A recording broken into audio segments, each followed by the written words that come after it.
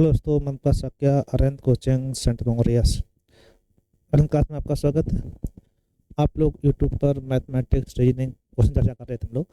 अब हम लोगों ने एक प्लान बनाया कि मैथमेटिक्स को आपको विधिवत पढ़ाने का प्रयास करेंगे जिस प्रकार से पढ़ाया जाता है। पहले हम लोग उसको इस सिद्धांत समझेंगे, उसके बारे में समझेंगे, उसके बाद क्वेश्चन करेंगे। ठीक है, तो जैसे आज हम लोग पहला आपका गणित का जो टॉपिक रहेगा, गणित पढ़ाएंगे हम लोग। उसमें पहला चैप्टर आपका आता है संख्या पद्धति। संख्या पद्धति, तो संख्या पद्धति में संख्याओं के बारे में जानकारी होना अति आवश्यक होती है।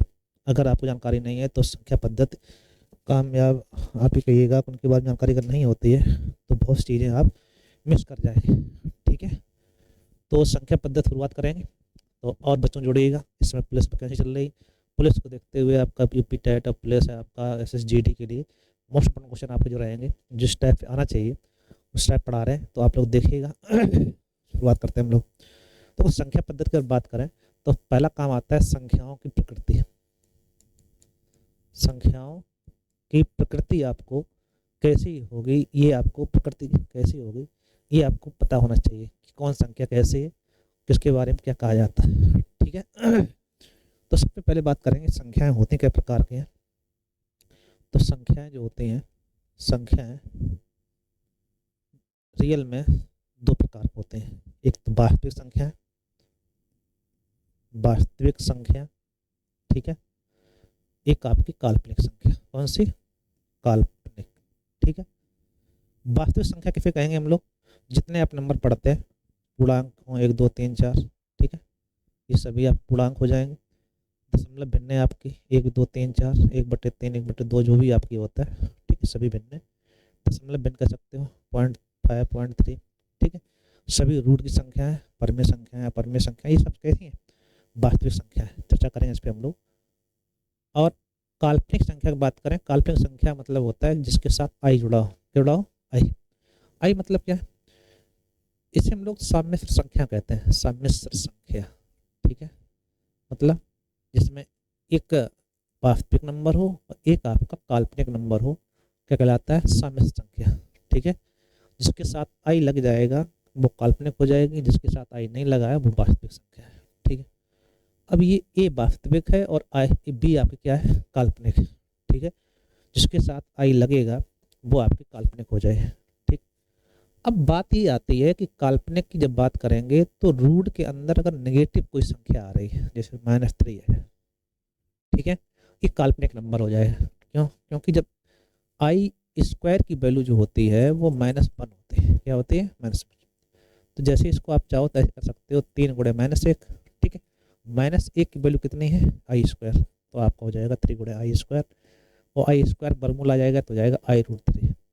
ठीक है, तो रूट के अंदर कोई अगर माइनस चिन्ह आ रहा है तो उसे हम लोग काल्पनिक नंबर मानते हैं। ठीक है, काल्पनिक संख्या कहा जाता है। ये बात आपको ध्यान रखनी है। ठीक है, अच्छी बात है, दोनों चीज़ समझ में आई, वास्तविक संख्या, काल्पनिक संख्या। काल्पनिक संख्याओं के बारे में हम लोग सम्मिश्र संख्या इंटर पढ़ते हैं, तो वो आपके लिए इंपॉर्टेंट नहीं, कितना इंपॉर्टेंट है धरना। रूट के अंदर कोई माइनस आ रहा है तो काल्पनिक नंबर है। ये अब लिख के देगा 3 3 + i5, ठीक है। ये पूछेगा इसमें काल्पनिक नंबर कौन है, तो जिसके साथ आई लगा है वो काल्पनिक है, तो आप कहेंगे 5 काल्पनिक है। जैसे कि यहाँ लिख दिया जाता है 3 + i5, ठीक है, या 5i। तो यहाँ से आपको देखना काल्पनिक नंबर कौन है, वास्तविक नंबर कौन है। जिसके साथ आई लग जाएगा वो काल्पनिक है, तो ये वास्तविक है, ये आपका काल्पनिक है। बस इतना सा ध्यान रखना, काल्पनिक नंबर आपकी कोई मतलब चीज़ नहीं है। ठीक है, चल फिर बात करते हैं वास्तविक संख्या। वास्तविक संख्या कौन कौन होती है आपके? तो इसमें आपके आएंगे पूर्णांक, पूर्णांक, ठीक है, और दशमलव संख्या। पूर्णांक और दशमलव दो आएंगे, पूर्णांक होगा और दशमलव होगा। ठीक है भाई, तो पूर्णांक दशमलव का मतलब क्या है? पूर्णांक संख्याओं की जब बात करेंगे हम लोग, ये पूर्णांक लिखा हुआ है, ठीक है, पूर्णांक और दशमलव। पूर्णांक आपका जिसका पूर्ण अंक हो, ठीक है, इसी में आपका दशमलव संख्याओं में मतलब भिन्न आ जाते हैं। ठीक है, एक कहेंगे शांत दशमलव, एक आएगा अशांत दशमलव।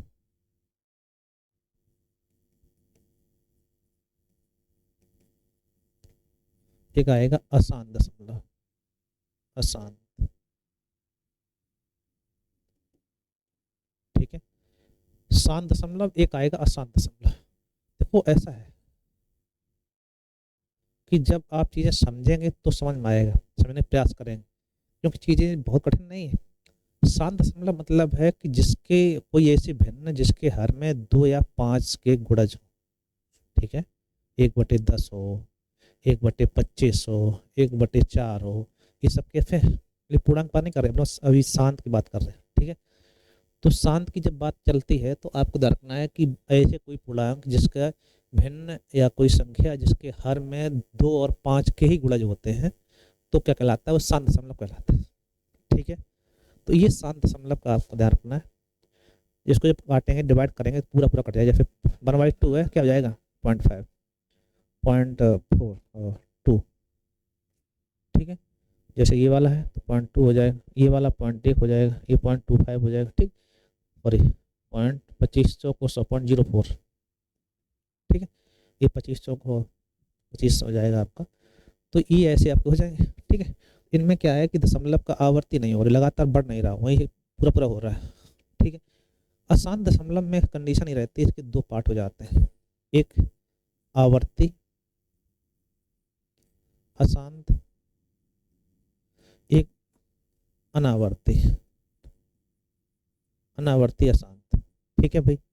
ये आपको ध्यान रखना है, एक आवर्ती अशांत है, एक अनावर्ती अशांत, ठीक। आवर्ती अशांत मतलब क्या है कि ऐसी संख्याएं जो अशांत दशमलव तो है लेकिन एक क्रम में है, जैसे 1/3 है तो आप देखेंगे 3 3 3 3 आपका आएगा लगातार और बंद भी नहीं होगा, क्रम पे जाएगा, ठीक है। तो ये कहलाएगा आवर्ती अशांत दशमलव, ठीक है।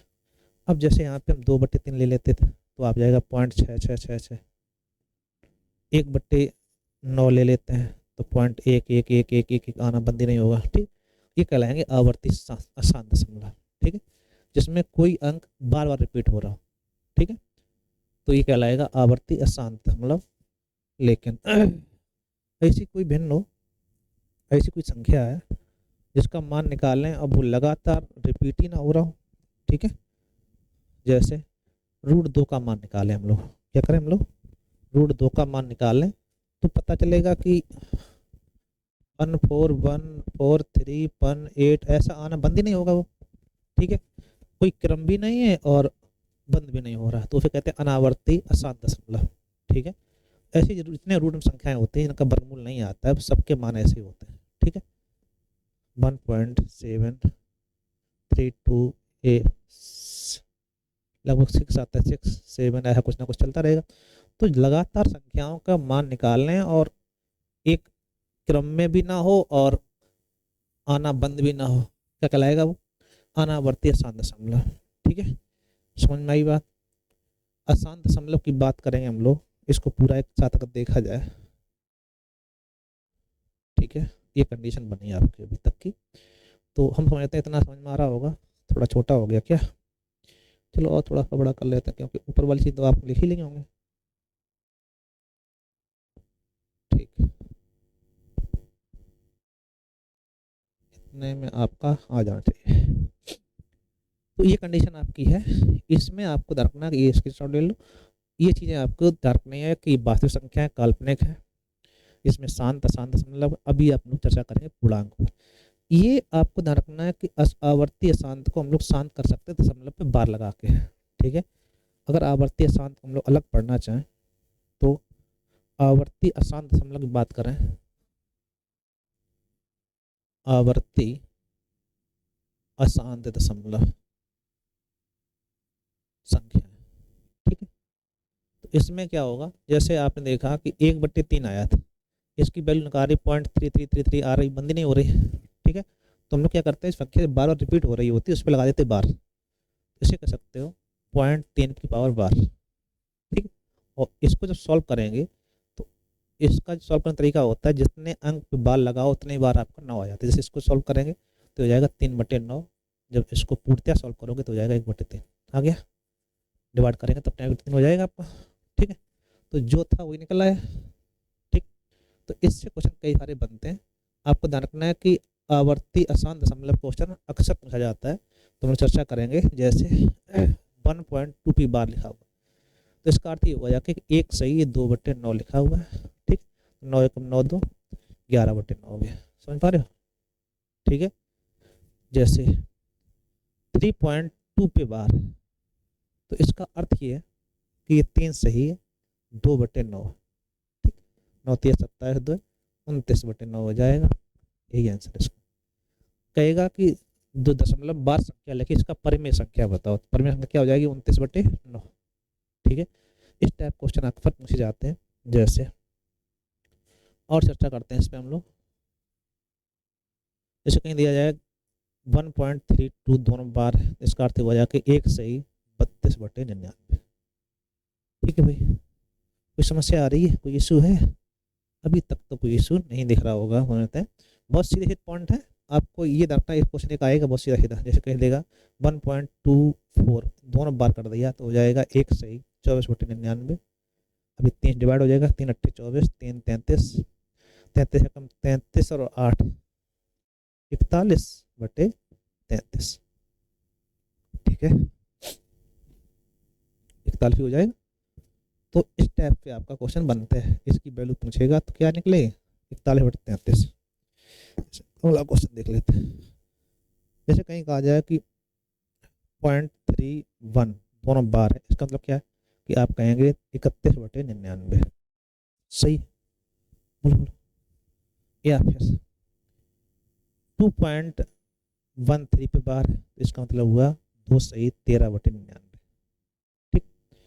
अब कई बार क्या होगा कि ये तो ठीक है, अब यहाँ से अगर हम लोग इसकी कंडीशन देखने चाहें, इसी को अगर हम लोग ऐसे और कभी को दे देता क्वेश्चन 1.32 केवल 2 पे बार कर दिया गया, तब कंडीशन क्या आएगी? तब आपको ही ध्यान देना है कि जो केवल जो से बार है वो तो ठीक है, तो आप जब से सॉल्व करेंगे तो एक तो सही बटा हो गया, कोई दिक्कत नहीं। लेकिन जब इसे सॉल्व करोगे तो दशमलव का अंक एक है, एक पे बार है, तो एक पे बार है उसका 9, दशमलव का अंक का हो जाएगा 0। जैसे दशमलव 3 हो, क्या होता है हमारे पास 3/10 कर देते हैं हम लोग, वही कंडीशन। दशमलव 3 का क्या हो गया? 0 हो गया। लेकिन नियम ये कहता है कि जितने पे बार लगा हुआ है उससे पहले अगर कोई अंक आ रहा है तो पूरी संख्या लिखो और बार से पहले जो भी है उसे घटा दो। तो 32 में 3 कम 29/90, ठीक है। घटाएं 29 आ जाएगा, आपका आंसर आएगा एक सही 29/90। इसको सॉल्व कर लेंगे, कितना हो जाएगा? 90 एकम 90, 29 119/90, यही आंसर आ जाएगा, ठीक है भाई। नहीं समझ में बात? एक और देख लेते हैं। 2.533 पे बार, ठीक है। तो कुछ भी नहीं करना, सेम कंडीशन है। कंडीशन क्या है? जब इसे सॉल्व करेंगे आप तो 2 सही, अब एक पे बार है बटे 9, एक पे दशमलव अंक 0, अब ये 90 हो गया। इसमें 53 लिखो, 53 में से ये 5 कम कर दो, कितना बचा? 53 5 कम आप कहेंगे 48, ठीक है। 53 से 5 कम करोगे, 3 जे कम 2 और कम हो गए। अब यहाँ सॉल्व कर देंगे इसको, जितना आ जाए आंसर, कट रहा है 3 कट जाएगा, 16 48 होता है, 3 16 3 30, 30 दूनी 60, 16 76/60, 30, ठीक है। इसका आंसर क्या आएगा? 76/30। कोई दिक्कत? बोलो बोलो, हम समझते हैं कोई समस्या नहीं आएगी। चलो इसको हम लोग थोड़ा हटा दें, ना हटा रहे रहने दो। चलो अगली स्टेप आ जाते हैं। अगली स्टेप आपकी आएगी, ये था दशमलव का, ये आवर्ती दशमलव कुछ बोलते हैं हम लोग। अब बात करेंगे पूर्णांक, इसमें चर्चा करेंगे हम लोग पूर्णांक। उसी को जो पार्ट देख रहे थे हम लोग कि इसमें जो यहाँ तक हो गया था, अभी पूर्णांक चर्चा करेंगे हम लोग। तो पूर्णांक की बात करें तो पूर्णांक मतलब होता है पूर्ण अंक, दशमलव दशमलव ना लगे, पूरा पूरा अंक हो, 1 2 3 4, यह क्या है? पूर्णांक। अब पूर्णांक आपके दो प्रकार के होते हैं, ठीक है। एक तो ऋणात्मक, एक आपके धनात्मक। एक ऋणात्मक पूर्णांक है, एक धनात्मक पूर्णांक होते हैं। कोई समस्या? ऋणात्मक मतलब क्या है? ऋण पूर्णांक में क्या है कि आपकी एक संख्या रेखा अगर हम ले लें तो एक मिड पॉइंट आएगा 0, इससे जब आप बाएं चलेंगे तो ये नेगेटिव होगा, -1, -2, -3, -4, ठीक है, -5 डॉट डॉट कहाँ तक, -∞ तक। जितना आप इधर जाएंगे 1 2 3 4 5 6, 1 2 3 4 5 6, ये आपके पॉजिटिव होंगे, ये पॉजिटिव इन्फिनिट तक जाता है, ठीक है। तो संख्या रेखा कहाँ से कहाँ तक होती है, -∞ से लेके +∞ तक इस पे संख्याएं व्यक्त की जाती हैं। अगर पूर्णांक व्यक्त करने हो तो मिड पॉइंट मध्य में कौन सा पूर्णांक रहता है आपका, तो आप बताएंगे 0। 0 जो है आपका है ना धनात्मक है, ना तो धनात्मक और ना ही ऋणात्मक, ठीक है। ये ना धनात्मक है ना ऋणात्मक है, समझ पा रहे हो। बहुत ही अच्छी कॉन्सेप्ट है, आपको ध्यान रखना है। 0 कैसा है, ना धनात्मक ऋणात्मक, बीच का पॉइंट, ठीक है। अब इसकी जब बाएं चलेंगे तो आप नेगेटिव में होंगे, उतने कम हो जाएंगे, जितना आप इधर जाएंगे उतना ही आप अधिक हो जाएंगे, ठीक है। अब क्वेश्चन ये आता है कि जैसे उसने पूछा कि दो पूर्णांकों के बीच कितने पूर्णांक होते हैं, लगातार दो पूर्णांक हों, उनके बीच कोई पूर्णांक होगा क्या, तो आप कहोगे कोई पूर्णांक नहीं होगा। जैसे 1 और 2 के बीच कोई पूर्णांक होगा, नहीं होगा। लेकिन दो पूर्णांकों के बीच में अगर देखा जाए संख्याएं कितनी होंगी, तो संख्याएं अनंत होंगी। संख्याएं कितनी होंगी, तो संख्याएं होंगी अनंत, ठीक है। संख्याएं अनंत हो जाती हैं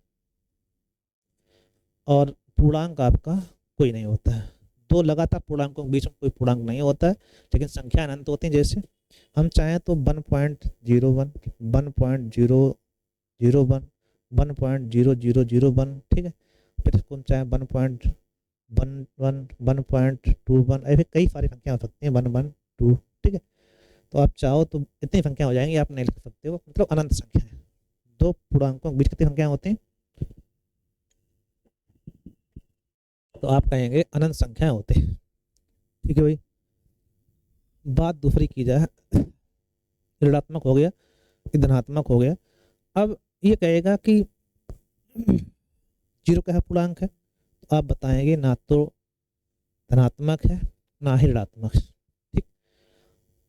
हम ये कहें कि 5 से लेकर -5 से लेकर 5 के बीच कितने पूर्णांक हैं, -5 से लेकर 5 के बीच कितने पूर्णांक हैं, तो आप देखेंगे एक बार पूछा गया क्वेश्चन ऐसा, तो 1 2 3 4 5 6 7 8 9 पूर्णांक हो गए।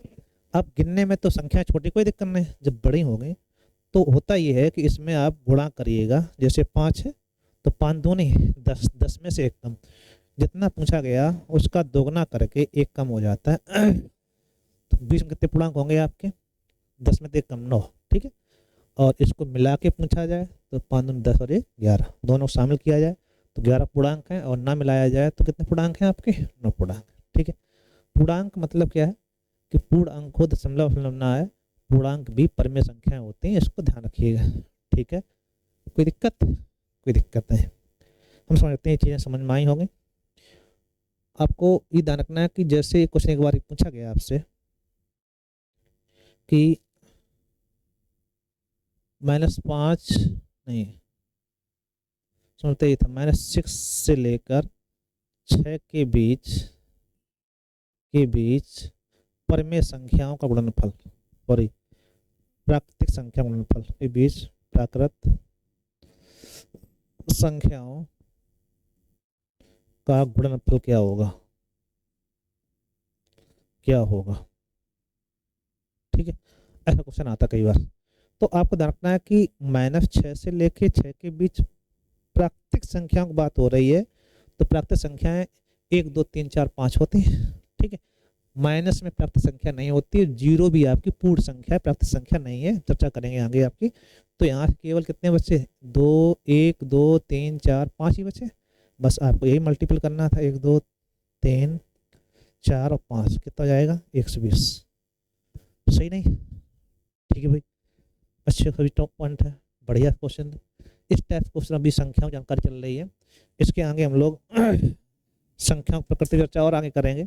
ये आपका छोटा वीडियो बनाया है, आप इसको लाइक शेयर करिएगा और बच्चों तक पहुंचाइएगा, सभी पॉइंट आपके कन्फर्म होने चाहिए। आगे इसी प्रकार से हम लोग बनाएंगे, देखिएगा, लाइक शेयर करिएगा, धन्यवाद।